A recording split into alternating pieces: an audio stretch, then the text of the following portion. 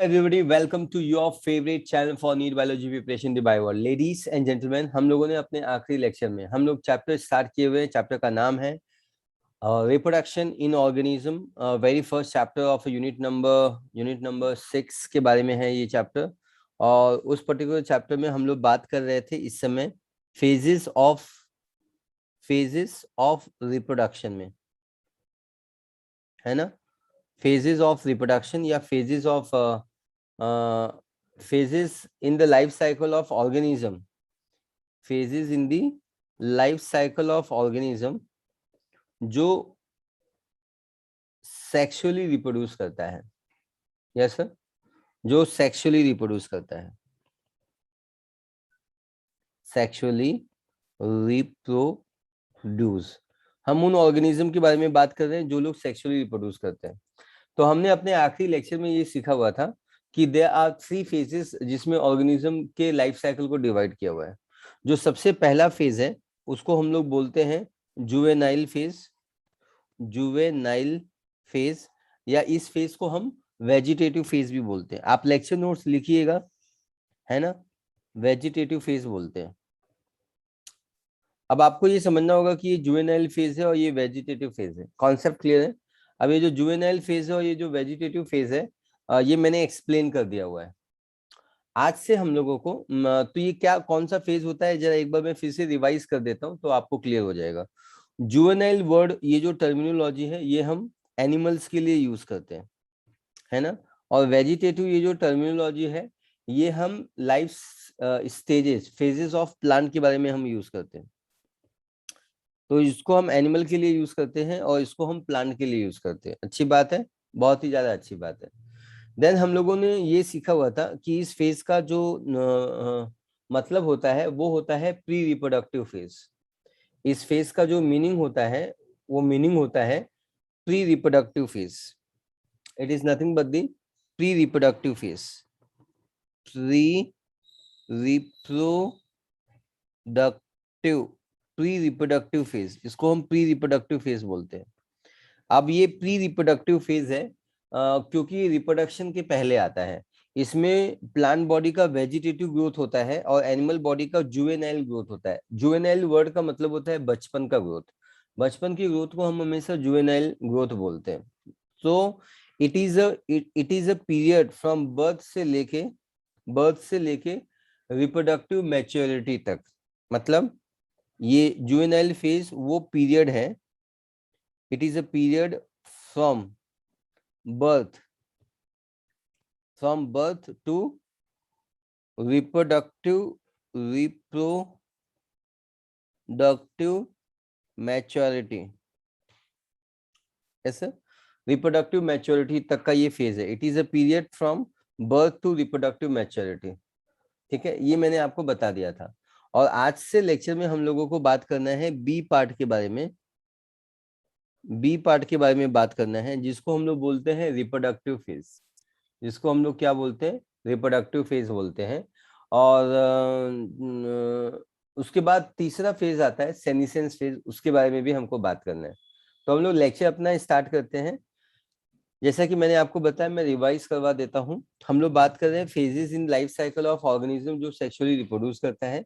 इसमें 3 फेज पाए जाते हैं, जुवेनाइल और vegetative phase, then there is a reproductive phase, और सी पार्ट होता है जिसको हम सेनिसेंस फेज बोलते हैं या एजिंग वाला फेज बोलते हैं। कॉन्सेप्ट क्लियर है? Very good. So let's talk about कि एग्जैक्टली में ये जो रिप्रोडक्टिव फेज होता है वो कैसे होता है। So this is called as a reproductive phase बोलते हैं हम इसको। ऑब्वियसली रिप्रोडक्टिव फेज वो फेज कहलाता है जिसमें ऑर्गेनिज्म अब्सोल्यूट तरीके से मैच्योर हो जाता है। इसीलिए तो इस फेज को हम मैच्योरिटी फेज भी कहा जाता है, इसलिए हम इसको मैच्योरिटी फेज भी बोल सकते हैं। Yes sir. इसमें जो ऑर्गेनिज्म होता है वो रिप्रोडक्शन करने की क्षमता को डेवलप कर लेता है। सो ऑर्गेनिज्म कैन रिप्रोड्यूस। तो इस फेज की खास बात ये है, ऑर्गेनिजम्स कैन रिप्रोड्यूस। ऑर्गेनिज्म यहाँ पे रिप्रोड्यूस कर सकता है। ये पहली चीज है जो आपको समझ में आ गई है। रिप्रोडक्टिव ऑर्गन इस समय डेवलप हो जाता है, मतलब टेस्टिस डेवलप हो जाता है, फ्लावर डेवलप हो जाता है, ओवरी डेवलप हो जाता है। Yes sir, so reproductive organs develop.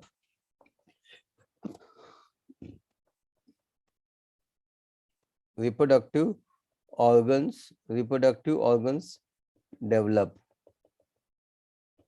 यहाँ पे रिप्रोडक्टिव ऑर्गन्स डेवलप होते हैं and mature during this period, and mature during this period, इस पीरियड में वो मैच्योर होते हैं। ठीक है, और इस चीज को हम कॉल्ड करते हैं प्यूबर्टी, इस चीज को हम प्यूबर्टी बोलते हैं। ठीक है, we call it as a puberty. Reproductive organ develop and mature during this period and this period is called as a puberty, इसको हम प्यूबर्टी बोलते हैं। आई थिंक ये कॉन्सेप्ट आपको समझ में आ गया है। We call this as a puberty. Puberty word का मतलब होता है जवानी।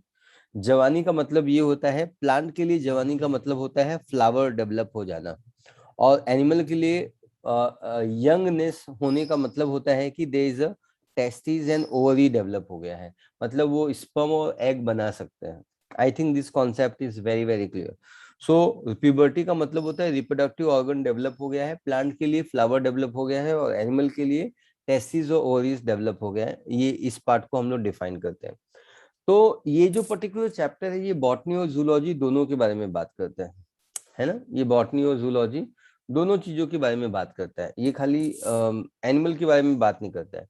तो हम सबसे पहले botany point of view plant के रेफरेंस में बात करेंगे इस पर्टिकुलर फेज को, और उसके बाद हम इसी फेज को एनिमल के हिसाब से बात करेंगे। आई थिंक मैं आपको ऑर्गेनाइज तरीके से बताने जा रहा हूँ, है ना। चलो बात करते हैं हम लोग प्लांट के हिसाब से। Yes sir. तो जैसा कि मैंने अभी थोड़ी देर पहले आपको बताया कि इसके अंदर प्यूबर्टी आ गई है, तो किसी प्लांट में प्यूबर्टी आ गई है कैसे पता चलता है। Flower in higher plant, presence of flower in the higher plant. जैसे मैंने कल जब हम ऑफलाइन क्लास ले रहे थे तो हमने आपको बताया था कि क्लास के बाहर आप देखिए तो वो जो प्लांट है उसमें फ्लावर है क्या, तो आपने बोला था फ्लावर नहीं है। फ्लावर नहीं है इसका मतलब उसमें रिप्रोडक्टिव ग्रोथ अभी तक आया नहीं है। अगर किसी प्लांट में फ्लावर नजर आता है तो उसका रिप्रोडक्टिव ग्रोथ हमको समझ में आता है। मतलब flower in higher plant, flower in higher plant, flower in higher plant indicate sexual maturity, ये इंडिकेट सेक्सुअल मैच्योरिटी।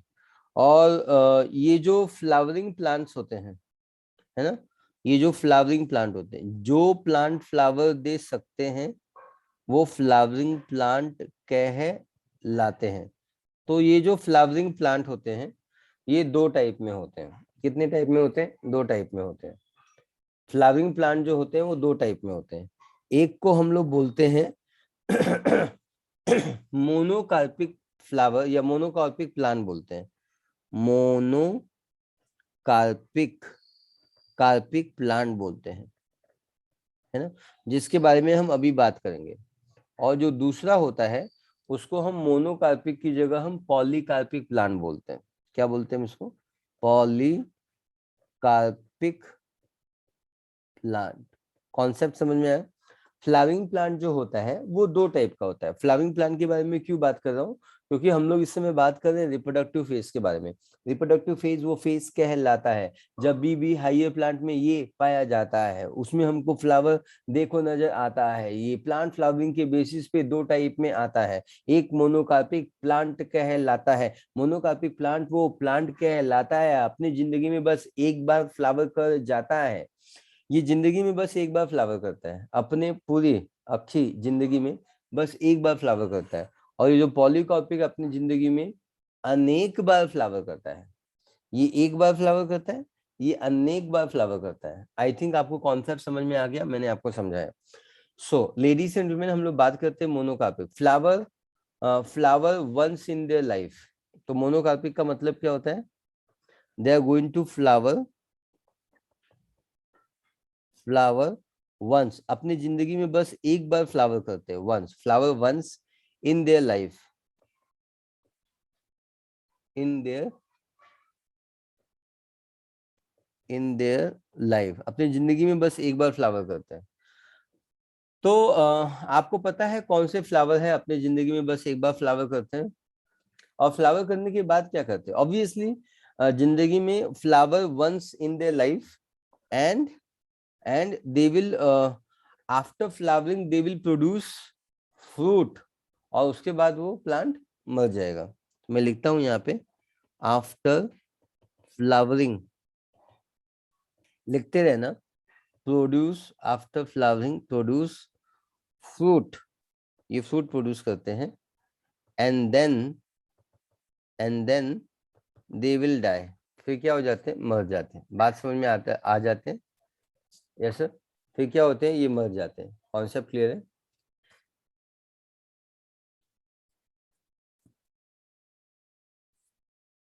ओके, सो ये चीज आपको समझ में आ जानी चाहिए, पक्का? तो मोनोकार्पिक प्लांट वो प्लांट कहलाता है flower once in their life time, and after flowering they will produce the fruit, और फ्रूट देने के बाद वो मर जाएगा। तो पहले वो फ्लावर वंस करेंगे, ये पहला इंपॉर्टेंट पॉइंट है। वंस करने के बाद they will produce the fruit, ये दूसरा पॉइंट है, and then they will die, ये तीसरा पॉइंट है। आई थिंक ये तीनों पॉइंट आपको क्लियर हो गए।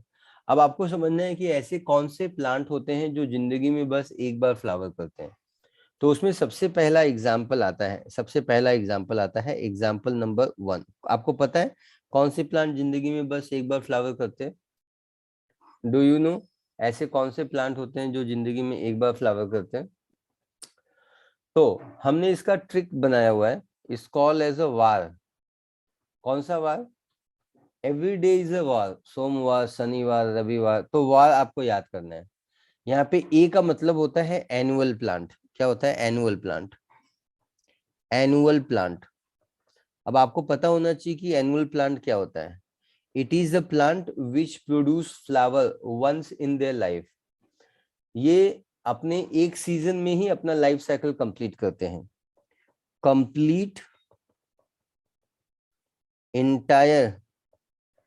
Entire life cycle in one season. जैसे एक बरसात है तो बरसात में ही कंप्लीट कर लेंगे। एक गर्मी है, एक सीजन है ना, गर्मी एक सीजन है ना, तो एक सीजन में ही कर लेंगे। कुछ बच्चे ऐसा बोलते हैं कि एनुअल प्लांट वो प्लांट होता है जो एक साल में अपनी लाइफ साइकिल कंप्लीट करता है। तो ये थोड़ा सा गलत हो जाता है। एग्जैक्ट क्या होगा? Complete the entire life cycle in one season, एक सीजन। लेकिन एक साल कुछ टीचर्स भी पढ़ाते हैं। ऐसा क्यों पढ़ाते हैं टीचर्स? ध्यान से समझो। क्योंकि एक सीजन एक साल में कितनी बार आएगा? चलो बरसात आपको अच्छा लगता है, सपोज अभिनव को बरसात अच्छा लगता है, तो आके 2022 में बरसात कितनी बार आएगा? एक साल में वो, उसका बरसात का जो सीजन है वो कितनी बार आएगा? बरसात नहीं, बरसात का सीजन आके वो कितनी बार आएगा? एक ही बार आएगा ना, है ना? इसीलिए वन सीजन इसका आंसर है, और एक सीजन एक ही बार आता है एक साल में, इसलिए हम इसको एनुअल बोलते हैं, क्योंकि एक साल में ही ये लाइफ साइकिल कंप्लीट कर लेता है। वैसे साल बोलना ज्यादा सही आंसर नहीं है। साल बोलने का मतलब होता है कि वो 12 महीनों में अपना लाइफ साइकिल कंप्लीट करेगा, बट ये गलत बात है। वो 4 से 6 महीने में भी कंप्लीट कर सकता है। आप समझ पा रहे हो मुझे, है ना? सो एनुअल प्लांट है जो जिंदगी में बस एक बार फ्लावर करेगा, उसके बाद ये फल देगा, और वो फल डाई हो जाएगा, प्लांट डाई हो जाएगा। लेकिन ये फल के अंदर हर एक फल कहता है उसके अंदर सीड रहता है। हर एक फल कहता है, मैंगो को मैंने पूछा उसके पास सीड है, एप्पल को मैंने पूछा उसके पास सीड है, ग्राउंड नट को पूछा उसके पास भी सीड है। हर एक फल देखो कहता उसके अंदर सीड रहता। प्लांट मर जाएगा, हे हे उसका सीड रह जाएगा, प्लांट मर जाएगा, सीड रह जाएगा। अगला वो सीजन जब रिटर्न आएगा 2021 में, फिर से अगर बरसात का सीजन आएगा, तो यही सीड आगे जाके ग्रो होके एक ही साल में फिर से वो लाइफ साइकिल कंप्लीट करेगा, फ्लावर करेगा, फ्रूट देगा और डाई हो जाएगा। फिर उसके प्लांट के फ्रूट के सीड से फिर से नया प्लांट होगा। मेरे ख्याल से मैं आपको समझा पा रहा हूँ और बहुत अच्छे से समझा पा रहा हूँ, है ना। तो एनुअल प्लांट में एग्जाम्पल कौन से आते हैं? एनुअल प्लांट में 2 एग्जाम्पल आते हैं। जैसा मैंने बोला था कि वार में ए इसका हो गया एनुअल का, और डब्ल्यू का मतलब होता है गेहूं, और आर का मतलब होता है चावल, गेहूं चावल यानी व्हीट यानी राइस।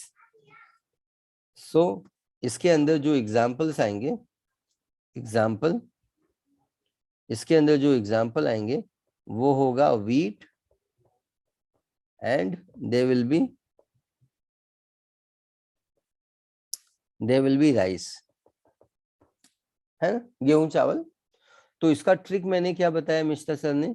वार, कौन सा वार? तो आपको मैंने बताया हुआ ये ट्रिक एकदम सिंपल ट्रिक है। ये डब्ल्यू, ये ए का मतलब होता है ऐसे, ये डब्ल्यू का मतलब होता है ऐसे, और ये आर का मतलब होता है ऐसे। इस तरीके से हम इस ट्रिक को समझते हैं। मेरे ख्याल से आपको समझ में आ गया। तो क्या एनुअल प्लांट ही अपनी जिंदगी में एक बार फ्लावर करता है, या कुछ और भी प्लांट होते हैं जो जिंदगी में एक ही बार फ्लावर करते हैं? तो एग्जाम्पल 2 के बारे में बात करते हैं। एग्जाम्पल 2 होता है एनुअल के बाद होता है biennial plant. Yes sir, there is a biennial plant. Biennial plant वो प्लांट कहलाता है जो जिंदगी में 2 सीजन में अपना लाइफ साइकिल कंप्लीट करता है। देखो बाय लिखा हुआ है ना, बाय दिख रहा है आपको? इधर बाय लिखा हुआ है। बाय का मतलब होता है अपनी जिंदगी में वो 2 सीजन में, बाय मतलब 2 सीजन में कंप्लीट करेगा। पहले इसका डेफिनेशन लिख देते हैं। दे नीड 2 सीजन, इनको 2 सीजन चाहिए टू कंप्लीट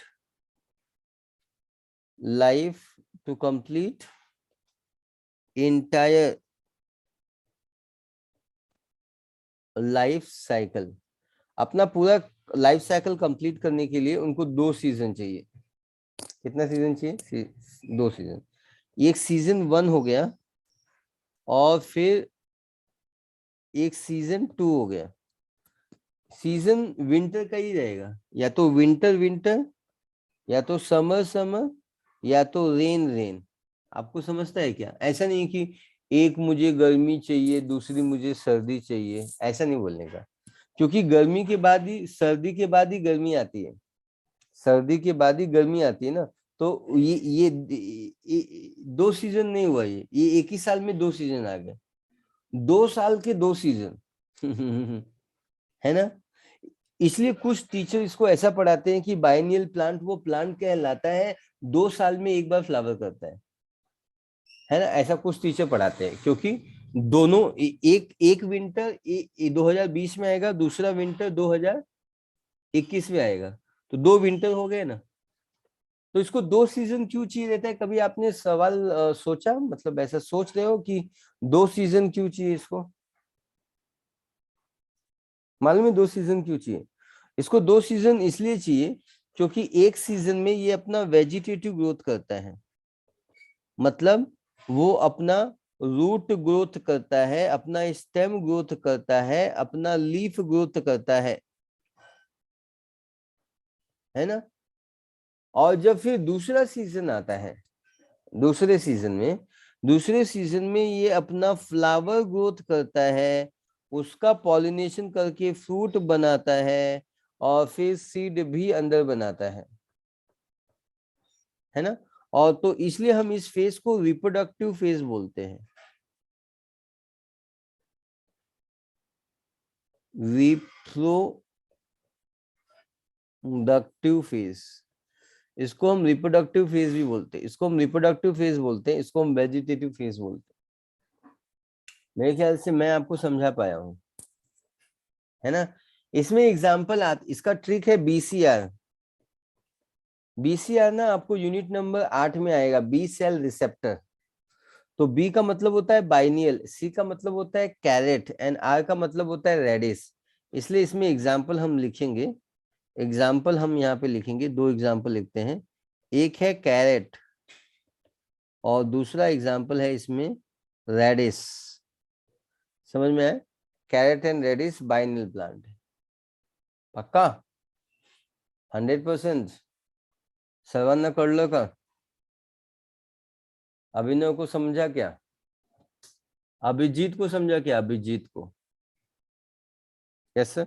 तो कैरेट और रेडिस इस एग्जांपल्स में आ जाएंगे। ठीक है, हम वही एग्जांपल दे रहे हैं जो रिप्रोडक्शन में डिस्कस किए हुए। There are so many plants, cabbage भी हो सकता है, but we are not writing it because वो हमारे रेफरेंस बुक में वो एग्जांपल नहीं दिया हुआ है। That's the only reason. तो आपको एनुअल प्लांट जिंदगी में एक बार फ्लावर करता है और बाइनल प्लांट जिंदगी में एक बार फ्लावर करता है। तो क्या ये चीज आपको क्लियर हो गई है? एक और प्लांट है जिसको हम बोलते हैं पेरिनियल प्लांट, है ना? और ये जिंदगी में हमेशा एक बार फ्लावर करते हैं। ये मरते नहीं है। पेरिनियल प्लांट मतलब हमेशा ग्रो करते रहता है, मरता नहीं है। बट फ्लावर ये जिंदगी में एक बार करता है या तो फिर कई सालों के बाद एक बार करता है। क्या बोला मिश्रा सर ने? एक पेरिनियल प्लांट है। देखो तीसरा एग्जांपल मैं लिखता हूँ, फिर मैं आपको एक्सप्लेन करता हूँ। So there is another example, that is C example, जिसमें सी एग्जांपल है ना, तीसरा एग्जांपल 3। एग्जांपल 3 में पेरिनियल प्लांट है, पेरिनियल प्लांट्स। अब ये जो पेरिनियल प्लांट होते हैं, they keep on going but ये रिप्रोड्यूस। देखो मोनोकार्पिक प्लांट वो प्लांट कहलाता है जिंदगी में बस एक बार फ्लावर कर जाता है। तो पेरिनियल वर्ड का मतलब क्या होता है? ये हमेशा ग्रो करता है, हमेशा ग्रो करता है। जैसे वो चाइना रोज का प्लांट है, रोज ग्रो करता है, उसमें 365 डेज फ्लावर रहता है। क्लियर है? तो पेरिनियल प्लांट में हम ऐसे एग्जाम्पल देखते हैं, वो हमेशा ग्रो करते हैं, लेकिन वो फ्लावर या तो एक बार करते हैं या तो जिंदगी में कई सालों के बाद फ्लावर करते हैं। तो इसके अंदर 2 एग्जाम्पल हैं जो हम लोग बात करते हैं। एक एग्जाम्पल है बाम्बू। बाम्बू स्पीसीज सुना है? बाम्बू स्पीसीज का मतलब होता है बाम्बू प्लांट। अब ये जो बाम्बू प्लांट है उसको हम बोलते हैं बम्बूसा तुरदा। बम्बूसा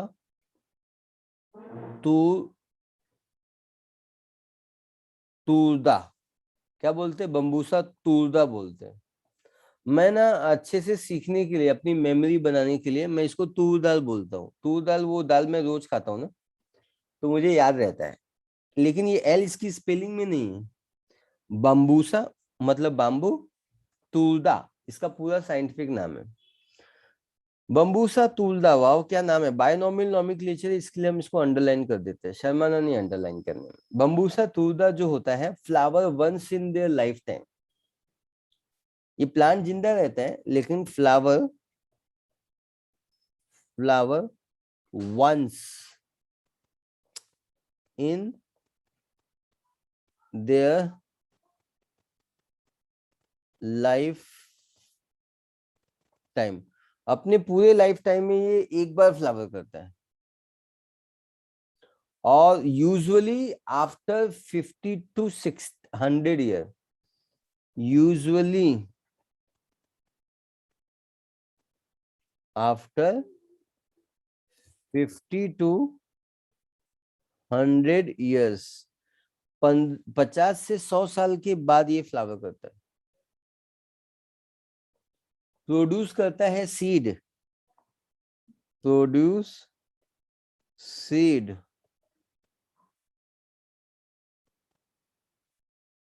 and fruit and bye, die होता है और बाय होता है। Yes sir, is that? ये पहला एग्जांपल है, मेरे ख्याल से ये आपको समझ में आया। पहला एग्जांपल है, ठीक है। पेनियल प्लांट जो कंटिन्यूसली ग्रो होते रहते हैं, बम्बू स्पीशीज भी कंटिन्यूसली ग्रो रहता है, बट ये Bambusa tulda flower once in their life time, usually 50 to 100 years में ये फ्लावर करता है। समझा कि आपको 50 to 100 ईयर्स में ये फ्लावर करता है। पक्का? Very good. ठीक है, चलो। ये प्रोड्यूस करता है फल, seed and then it will die. एक इसका दूसरा एग्जाम्पल आता है, उसको हम बोलते हैं नीला कुरंजी। एक दूसरा एग्जाम्पल आता है जिसको हम बोलते हैं नीला। अच्छा, नीला है तो फिर ब्लैक में नहीं लिखते, इसका नाम है नीला कुरंजी। नीला कुरंजी, कुरंजी, नीला कुरंजी बोलते हैं हम इसको, नीला कुरंजी। अब ये जो नीला कुरंजी है, स्ट्रोबिलेंथस कुंथियाना इसको हम बोलते हैं। क्या बोलते हैं हम इसको? स्ट्रोबिलेंथस, स्ट्रोबिलेंथस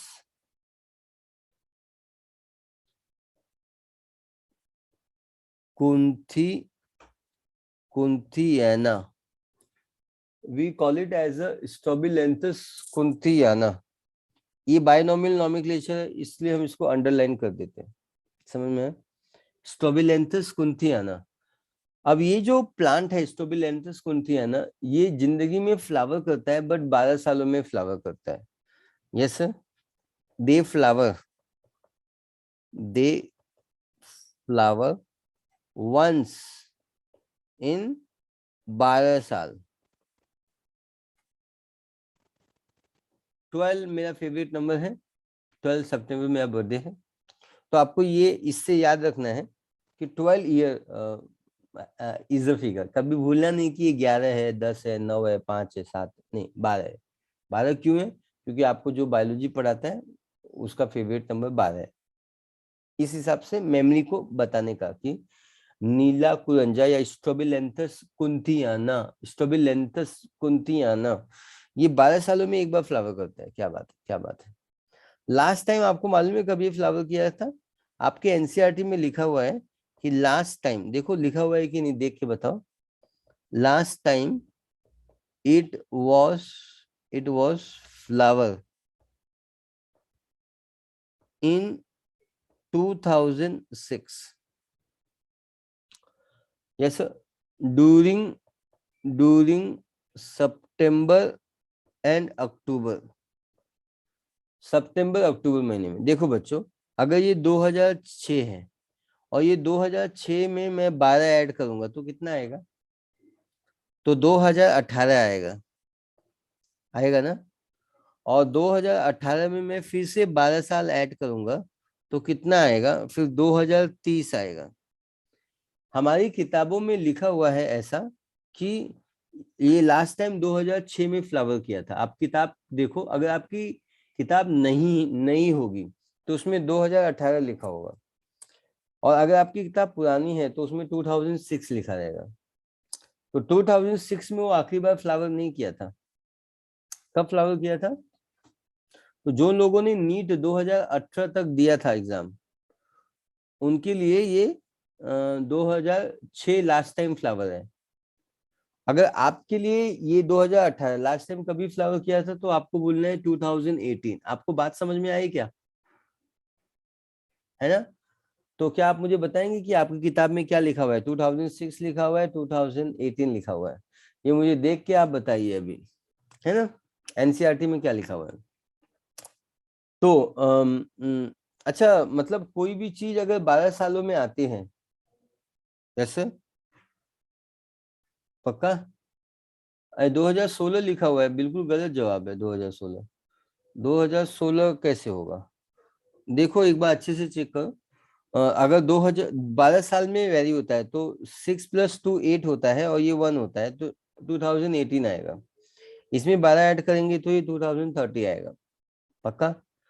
तो अच्छा, अगर कोई भी चीज 12 साल में आती है तो आपको क्या लगता है, आप वहां पे जाना चाहेंगे उनको देखने के लिए? बोलो ना, जाना चाहेंगे?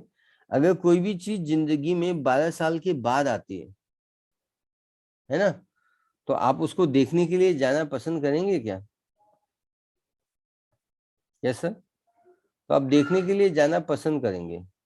और इसलिए इसलिए इस समय ना यहाँ पे बहुत ही ना टूरिस्ट का अट्रैक्शन होता है।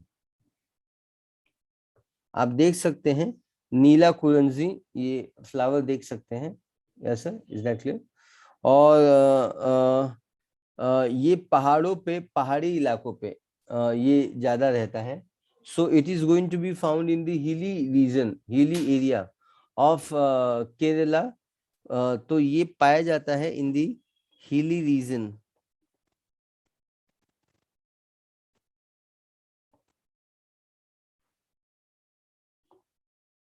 So it is going to be found in the hilly region, hilly regions of Kerala, Karnataka and Tamil, है ना? केरला, कर्नाटका एंड तमिलनाडु, तमिलनाडु में ये पाया जाता है। और ये उस समय जब ये फ्लावर करता है, कोई भी चीज 12 साल में आ रही है, तो ये टूरिस्ट का attraction, it attract so many tourist, yes sir, attract so many tourists in this place, so attract many tourists, ठीक है? तो आई थिंक आपको ये चीज क्लियर हो गई है ना? सो सितंबर अक्टूबर 2006, तो जिनकी जिनकी किताब में ये 2006 लिखा हुआ है वो उसको 2018 कर देंगे और आगे जाके 2030 कर देंगे, ठीक है? तो I think this concept is clear. और ये टूरिस्ट का अट्रैक्शन होता है। आपको ये दिखाई दे रहा है कि यहाँ पे नीला कुरंजी है, पूरी पहाड़, वो जो हिल एरिया जो होता है ना, वो पूरा हिल एरिया जो होता है ना, वो ऐसा नीला कुरंजी जैसा एक ग्रेट नजारा होता है।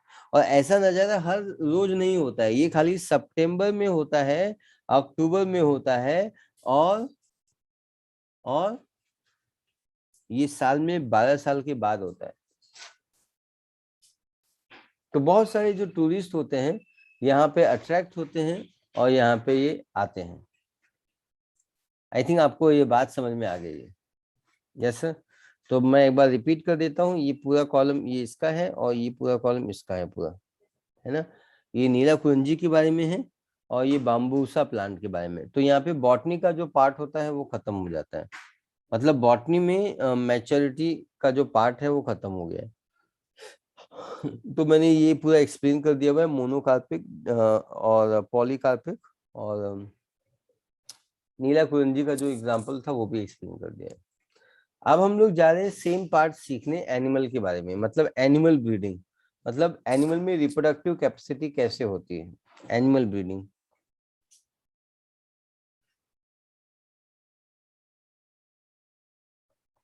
So we're going to talk about the animal breeding.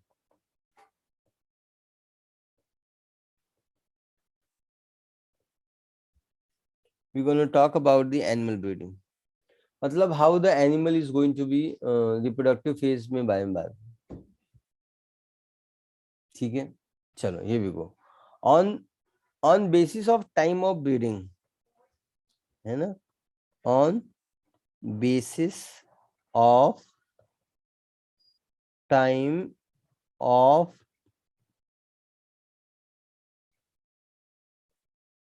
breeding, on the basis of time of breeding, yes sir, on the basis of time of breeding, है ना?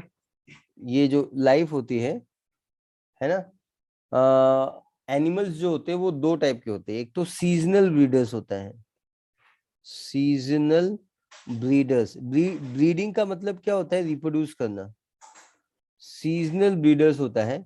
और एक होता है कंटिन्यूअस ब्रीडर्स, है ना? एक होता है सीजनल ब्रीडर्स और एक होता है कंटिन्यूअस ब्रीडर्स, पक्का है ना? समझ में है? पक्का। Seasonal breeders they reproduce at a particular period of the year, yes sir, they reproduce particular particular period of year, particular period of year, particular period of year में ये रिप्रोड्यूस करते हैं। यस सर, इसमें जो example आता है वो आता है फ्रॉग, लिजार्ड, लिजार्ड है, एंड मोस्ट बर्ड्स हैं, मोस्ट बर्ड्स भी हैं, then there is going to be ladies and gentleman, आपको समझना होगा कि ये जो सारे ऑर्गेनिजम्स है, फ्रॉग, लिजर्ड, मोस्ट बर्ड और डियर्स मतलब हिरन, ये सारे एग्जाम्पल्स हैं जो एक पर्टिकुलर सीजन में रिप्रोड्यूस करते हैं, है ना। और एक जो एग्जाम्पल्स है जो कंटिन्यूस ब्रीड करते हैं, उनके बारे में भी हम पढ़ लेते हैं। कंटिन्यूस ब्रीडर्स जो होता है वो एग्जाम्पल्स होते हैं जिसमें ऑर्गेनिज्म कंटिन्यूसली ब्रीड होते हैं through out their sexual maturity. मतलब जब तक ऑर्गेनिज्म में सेक्सुअल मैच्योरिटी है तब तक वो कंटिन्यूसली रिप्रोड्यूस कर सकते हैं, ब्रीड कर सकते हैं। तो मैं यहाँ पे लिखता हूं, they continue they continue to breed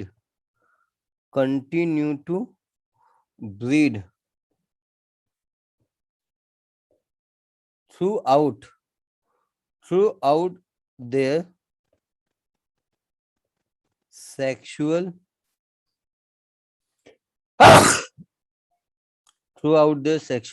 maturity। मतलब जब तक इनमें सेक्सुअल मैच्योरिटी कंटिन्यूसली रिप्रोड्यूस कर सकते हैं या ब्रीड कर सकते हैं। इसमें एग्जाम्पल्स आते हैं जो आपको पता होना चाहिए। That example is called as a honey bee. There is another example called as a queen, poultry, rabbit, mice, cattle, etc. है ना। तो I think all this parts are going to be very very clear, है ना। Breed throughout the sexual maturity, honey bee, queen, poultry, rabbit, mice, cattle, और ये सारे examples हैं। So all this parts are very very clear to you. ये seasonal breeders है और ये कंटिन्यूस ब्रीडर्स है, इसमें आपको कोई डाउट नहीं है ना। अब हम लोग बात करते हैं ये लोग जो पर्टिकुलर सीजन में रिप्रोड्यूस करते हैं उनमें क्या खास बात होती है ना। मतलब सीजनल ब्रीडर में क्या खास बात होती है और कंटिन्यूस ब्रीडर में क्या खास बात होती है, ठीक है। चलो, तो in female with placental mammal,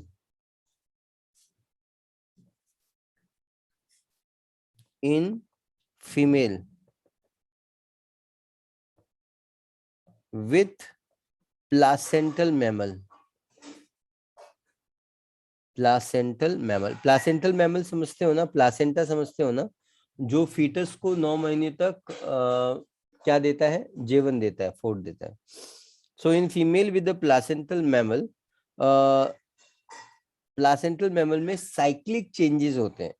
there is a cyclic changes occur in ovaries and reproductive duct। yes sir, cyclical changes occur in ovaries and reproductive tract,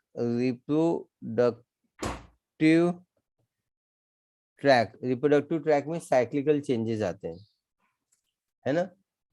वो जो चेंजेस होते हैं उसको हम दो टाइप में स्टडी करते हैं। ये जो चेंजेस होते हैं वो दो टाइप में पाए जाते हैं। एक होता है प्राइमेट्स में पाए जाते हैं और नॉन प्राइमेट्स में पाए जाते हैं। प्राइमेट्स कौन होता है? प्राइमेट्स का मतलब होता है MAH। MAH का मतलब होता है मॉन्की, एप्स। आपने गोरिल्ला सुना है ना, वो एप है। गोरिल्ला, गिबन, किंग कॉन्ग देखा है मूवी, है ना, तो वो एप है एक। And then they is a H का मतलब होता है ह्यूमन। तो ये है प्राइमेट्स, हम लोग प्राइमेट्स हैं, हम लोग प्लासेंटल हैं। प्लासेंटल मैमल्स में साइक्लिकल चेंजेस आते हैं, साइक्लिक चेंजेस आते हैं। वो साइक्लिक चेंजेस मेंस्ट्रुएशन साइकिल के फॉर्म में आते हैं या स्ट्रेस साइकिल के फॉर्म में आते हैं।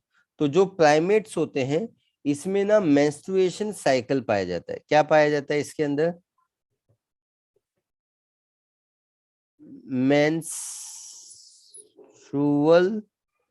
मेंस्ट्रुअल साइकिल पाया जाता है ना। और जो नॉन प्राइमेट्स है ना, नॉन प्राइमेट्स में कौन कौन से एग्जाम्पल आते हैं? इसके अंदर आता है काऊ, फिर sheep, rats, deer, dogs, tigers, etcetera. ये सारे एग्जाम्पल इसके अंदर आते हैं। इनके अंदर मेंस्ट्रुएशन साइकिल नहीं होता है। मेंस्ट्रुएशन साइकिल एमएएच के अंदर रहता है। एमएएच मतलब महाराष्ट्र, मतलब मंकी एप एंड, तो आपको ये समझ में आना चाहिए बाद में, ये ट्रिक है basically. MAH is basically a trick जिसमें एम पे फोकस करना है, ए पे फोकस करना है और फिर एच पे फोकस करना है। ठीक है, एम पे फोकस करना है, ए पे फोकस करना है और एच पे फोकस करना है। ठीक है, तो ये मेंस्ट्रुएशन साइकिल इसमें पाया जाता है। और ये जो ऑर्गेनिज्म होते हैं, है ना, इसके अंदर पाया जाता है स्ट्रेस साइकिल।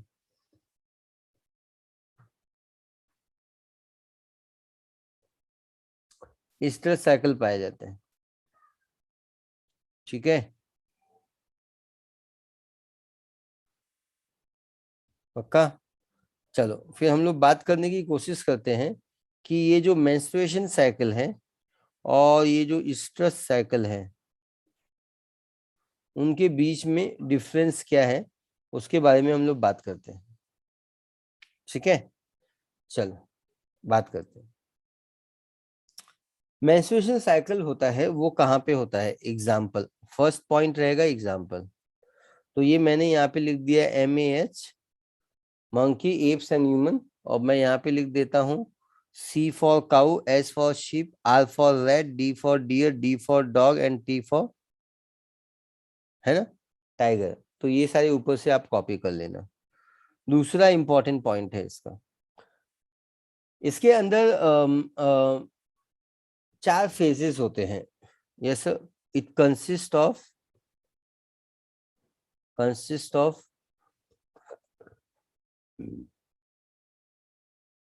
4 फेजेस। इसके अंदर 4 फेजेस पाए जाते हैं। पहले फेज को हम बोलते हैं मेंस्ट्रुअल फेज। दूसरे को हम बोलते हैं प्लॉरीफरेटिव फेज।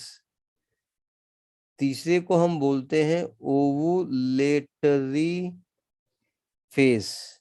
और चौथे को हम बोलते हैं सिक्रीटरी फेज।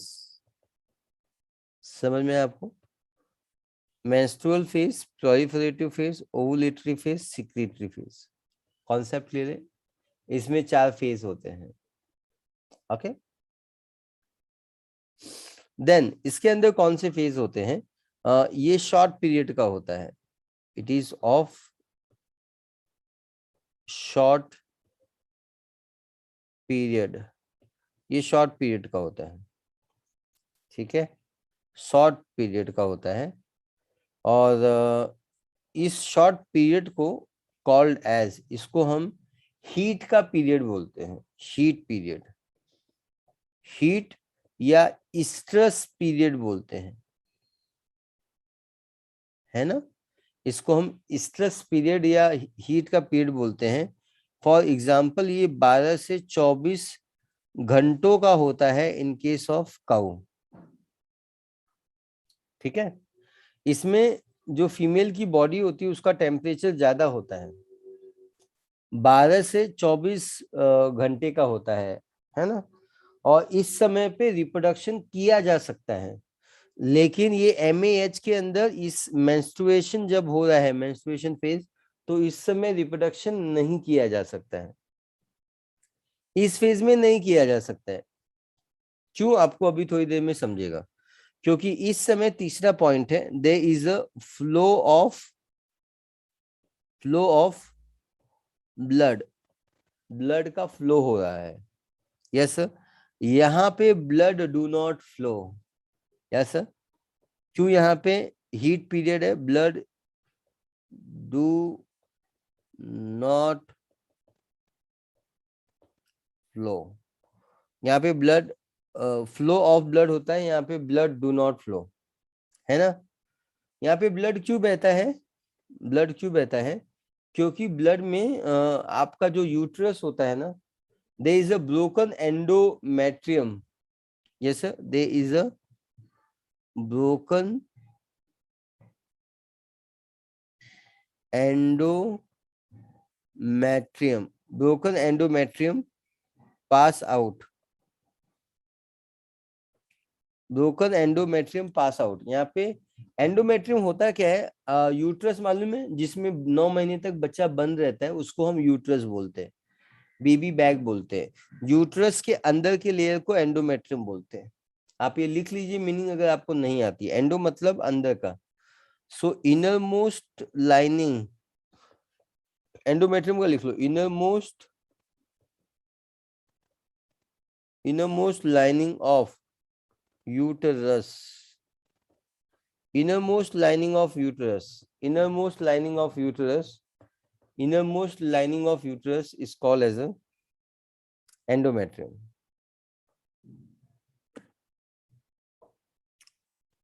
समझ में आया ये बात, है ना।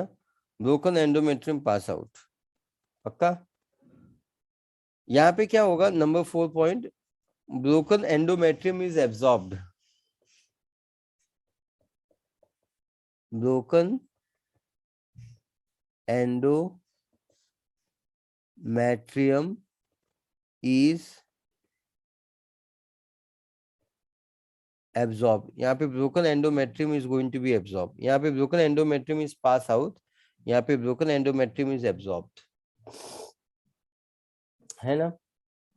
नंबर 5, नो कॉपुलेशन, यहाँ पे कॉपुलेशन नहीं होगा। और नंबर 5, यहाँ पे कॉपुलेशन हो सकता है, फीमेल परमिट कॉपुलेशन, यहाँ पे फीमेल परमिट कॉपुलेशन। आप सभी को पता होना चाहिए कि कॉपुलेशन का मीनिंग क्या होता है। मैं एक बार फिर से बता देता हूँ, फिर आप समझने की कोशिश कीजिए। मेंस्ट्रुएशन साइकिल MAH में होता है। इन MAH को हम एक साथ प्राइमेट्स बोलते हैं। ये नॉन प्राइमेट्स है, इसमें काऊ है, शिप है, डियर है, डॉग है, रैट्स है और टाइगर है। इसमें 4 फेज होते हैं, ये हम डिटेल में सीखेंगे 3rd चैप्टर में, ह्यूमन रिप्रोडक्शन में। ये शॉर्ट पीरियड का होता है, इसको हम कभी नहीं सीखेंगे, अभी ही सीखेंगे। इसको हम हीट पीरियड बोलते हैं या स्ट्रेस पीरियड बोलते हैं। ये 12 से 24 आवर्स का होता है काऊ के लिए। यहाँ पे फ्लो ऑफ ब्लड होता है, यहाँ पे फ्लो ऑफ ब्लड नहीं होता है। यहाँ पे फ्लो ऑफ ब्लड इसलिए होता है क्योंकि यहाँ पे एंडोमेट्रियम बाहर निकलता है, टूटता है और बाहर निकलता है। लेकिन यहाँ पे एंडोमेट्रियम टूटता है, लेकिन वो खुद बॉडी उसको एब्जॉर्ब कर लेती है ना, तो बाहर कुछ नहीं निकलता है। यहाँ पे बाहर कुछ नहीं निकलता है, इसीलिए कॉपुलेशन अलाउड है। यहाँ पे बाहर निकल रही है कोई चीज तो कॉपुलेशन अलाउड नहीं है। बट आपको मालूम नहीं है कि कॉपुलेशन का मतलब क्या होता है। कॉपुलेशन वो प्रोसेस कहलाता है जिसमें एक partner, male partner female partner के करीब जाता है और अपना मेल गैमेट फीमेल के बॉडी में ट्रांसफर कर जाता है। कुछ समझ में आया, एक बार मैं रिपीट करता हूँ। कॉपुलेशन वो प्रोसेस कहलाता है जिसमें मेल पार्टनर फीमेल पार्टनर के करीब में जाता है और मेल पार्टनर अपना मेल सीमन मतलब गैमेट फीमेल बॉडी में ट्रांसफर कर जाता है। बात समझ में आता है, आता है क्या बात। तो कॉपुलेशन का मीनिंग हम लोग लिख लेते हैं, यहाँ पे आप मीनिंग लिख लीजिए कॉपुलेशन का। कॉपुलेशन कॉपुलेशन का मीनिंग आप लिख लीजिए,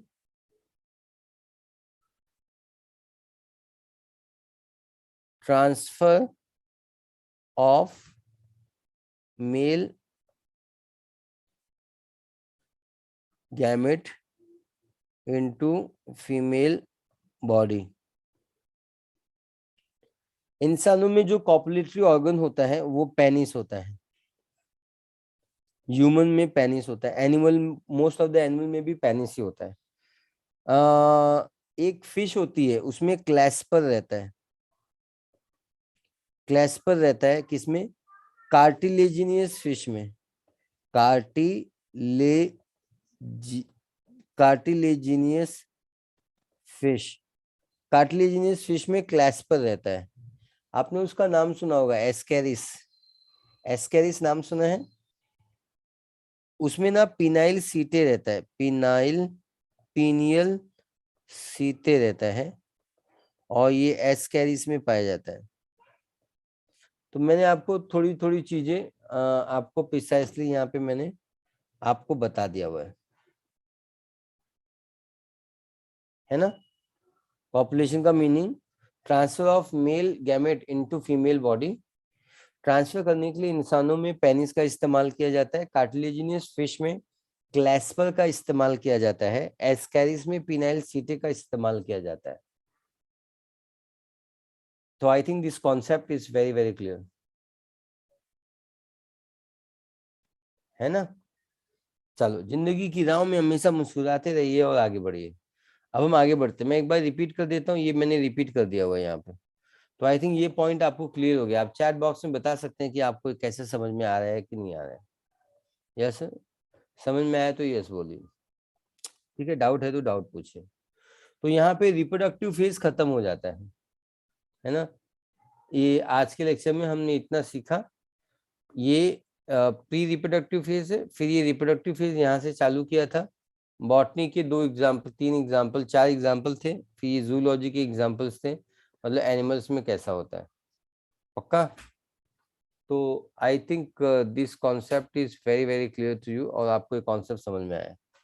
अब हम लोग मूव ऑन करते हैं अपने तीसरे फेज की तरफ, और उस तीसरे फेज को हम सभी मिलके बोलते हैं सी पार्ट। क्या बोलते हैं इसको, सी पार्ट बोलते हैं।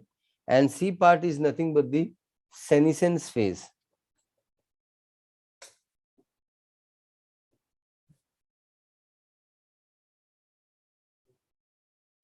सेनिसेंस फेज बोलते हैं हम इसको, ठीक है। आप लोगों ने यस नहीं बोला, लगता है कुछ नहीं समझा। अगर आपको कुछ नहीं समझा तो आप पूछ सकते हैं सवाल।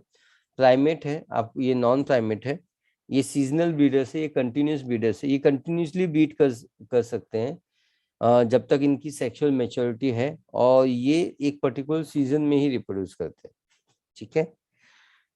सो I think all this parts are very very clear. अब हम लोग मूव ऑन करते हैं सेनिसेंस फेज के बारे में बात करने। Yes sir, we will talk about the senescence phase. जब मैं सेनिसेंस फेज के बारे में बात करता हूँ तो सेनिसेंस फेज का मतलब ये होता है कि इट इज अ सेनिसेंट का मतलब होता है ये सेनिसेंस फेज है, या इसका फेज का मतलब होता है एजिंग फेज। ये एजिंग फेज है, सेनिसेंस फेज है, और सेनिसेंट फेज है। आई think this concept is very very clear. तो मैं लिख सकता हूं कि it is the last phase, ये लास्ट फेज है ना, ये लास्ट फेज है। इस समय डी जनरेशन होना चालू होता है, D generation occur during this phase. D generation occur during this phase. Degeneration occur during this phase. Ultimately, it leads to death. Ultimately, it leads to death. Ultimately, it will lead to death. ये death होगा। Yes, sir. Plant में और animal में दोनों में it is going to be controlled by the hormones. Yes sir. इन plant as well as animals, it is controlled by hormones.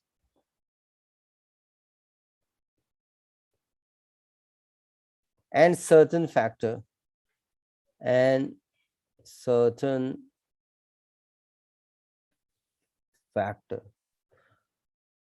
So I think all these points are very very clear to you. और आपको ये topic है वो बिल्कुल अच्छे से समझ में आ गया है. आई होप आपने लेक्चर एंजॉय किया. आपका बहुत बहुत धन्यवाद इस वीडियो में बने रहने के लिए. Liking the video, subscribing the channel is obviously very important. Thank you. Jai Hind.